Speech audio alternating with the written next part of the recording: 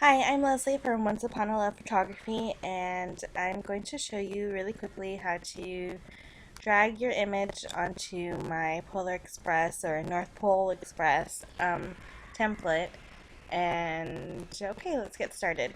So, this is the image that I'm going to use. Um, as you can see, it was taken during the day, so I want to tone it down a little bit, and I like to do that by adding a solid color, um, a dark blue, and changing my blending mode to soft light. Then you can play around with the opacity. I kind of like to keep it like that, just so it looks a little bit darker and a little bit more blue, like it was taken at night.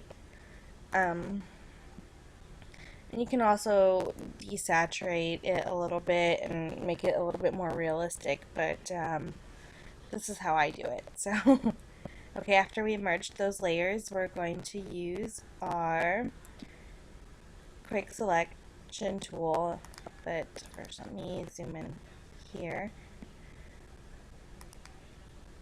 Okay.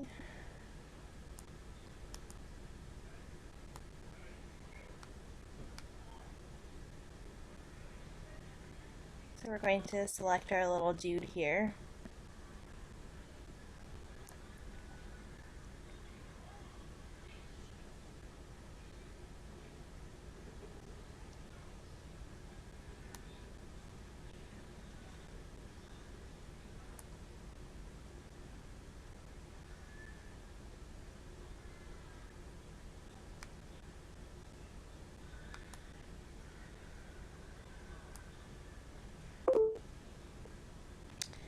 As you can hear, those are my Facebook notifications. Sorry.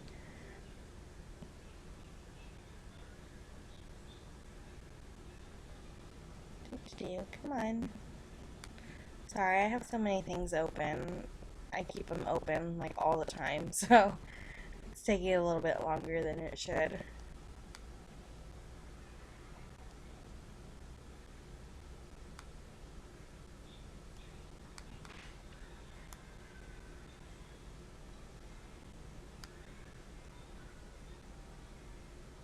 Now, typically when you choose an image, you want it to stand out a little bit more from the background. This one doesn't quite do that, but I liked the way that he was faced, and I really don't have another image where he's faced that way, so I wanted him to kind of look like he was looking at the train.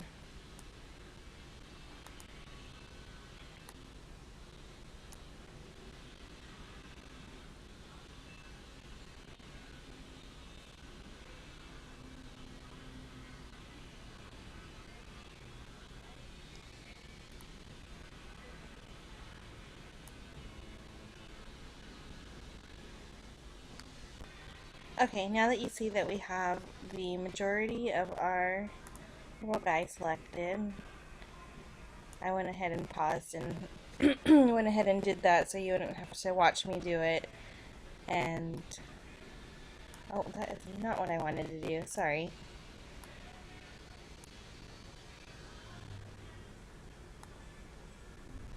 Okay, so just get in as close as you can. And then after that, we are going to feather. Well, I like to refine my edge here.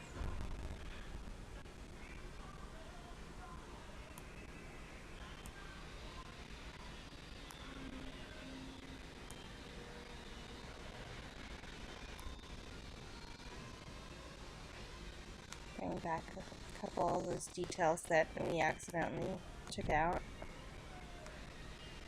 And that's a great way to bring back the hair and other parts that that stand out. I like to smooth just a tiny bit, and then feather, we're going to bring that up to 2.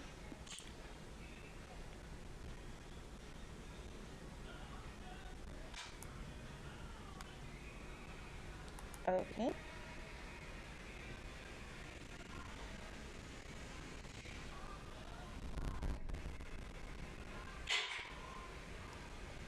And then from there, we're going to make a copy. We'll come over here to our template.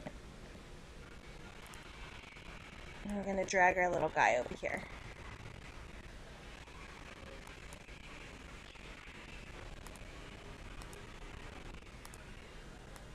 Okay, so we drag him down, and obviously he's not proportioned to the template, so we're going to fix that really quick.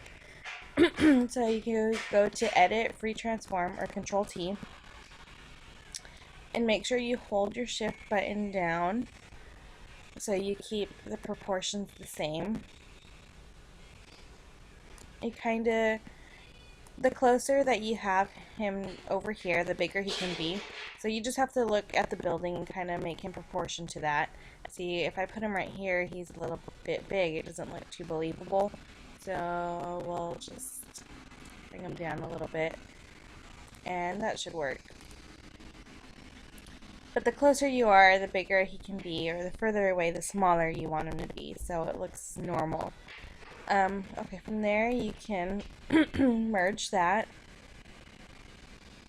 and included with my template I have just a basic matte action that I made a while back, and you can go ahead and run that, and it kind of blends them into the template here. Here's the before and here's the after. And I only want it to affect him because the rest of this is already dark enough. We don't want it to get any darker. So we come here and click on your layer here and invert that. And make sure you have a white brush, and we're just going to paint that back on him. So he kind of blends into, I'm pretty sure if you can hear my son in the background. This is him, by the way.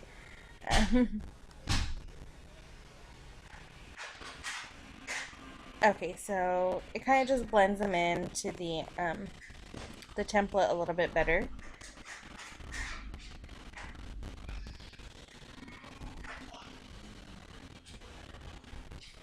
And you can choose to do this or not to do this. I like to do it because it makes it a little bit more believable. And then after that, I like to play around with the opacity, and because that's a little bit too dark, so lighten that a bit. That's the before and that's the after. Maybe a little bit more. We'll lower that a little bit more. And that would be my son. Okay, that's about good here at 49%. And after that, if you head over to Captured by Carrie, she has a great freebie, a snow overlay, and I like to add that to the top. And there's a couple of vendors out there that have freebie snow overlays and actions. If you would like to know who they are, I'll let you know. Just send me a message. Sorry, I lost my train of thought. Also, if you have any questions, feel free to email me. Okay, so I'm going to apply that. Now, I stated before on my little webinar yesterday that if you have a overlay and it has a black background, you want to choose the blending mode screen.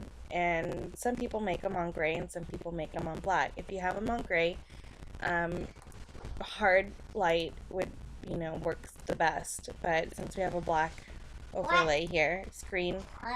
No, you can't be eating candy canes. You need to eat your lunch. No? No. And, sorry.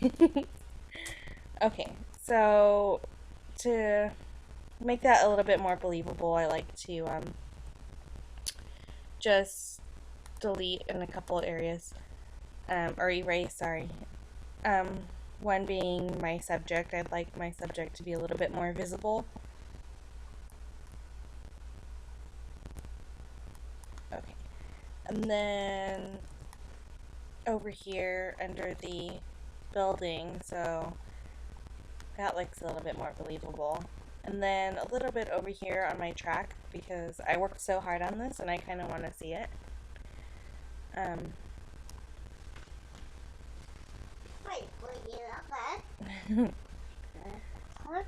that's basically it.